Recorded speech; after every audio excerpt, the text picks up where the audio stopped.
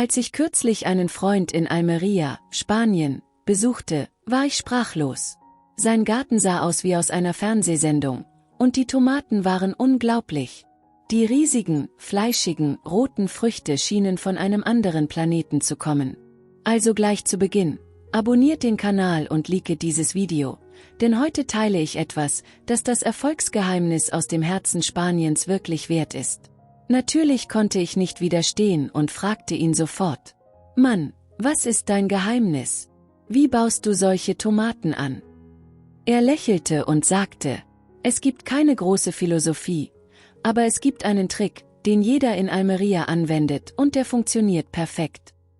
Im Laufe des Gesprächs verriet er mir etwas Wichtiges: Ohne richtige Düngung gibt es keine reiche Ernte.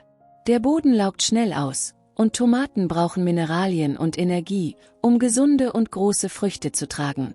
Deshalb ist regelmäßiges Düngen entscheidend und sein Rezept macht schon nach wenigen Tagen den Unterschied. In diesem Moment wusste ich, dass ich dieses Geheimnis mit euch teilen muss. Aber bevor ich das Rezept verrate, schreibt mir doch unten einen Kommentar. Auch ich will eine reiche Tomatenernte.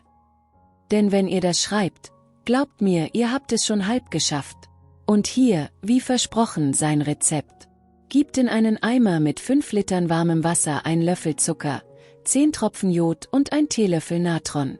Gut verrühren und die Tomaten alle 2 Wochen direkt an den Wurzeln damit gießen.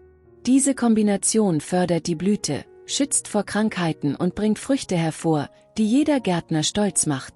Probiert es aus und erzählt mir von euren Ergebnissen. Wenn es bei mir funktioniert hat, funktioniert es auch bei euch. Und nicht vergessen, jeder, der auch ich will eine reiche Tomatenernte schreibt, sendet positive Energie in seinen Garten.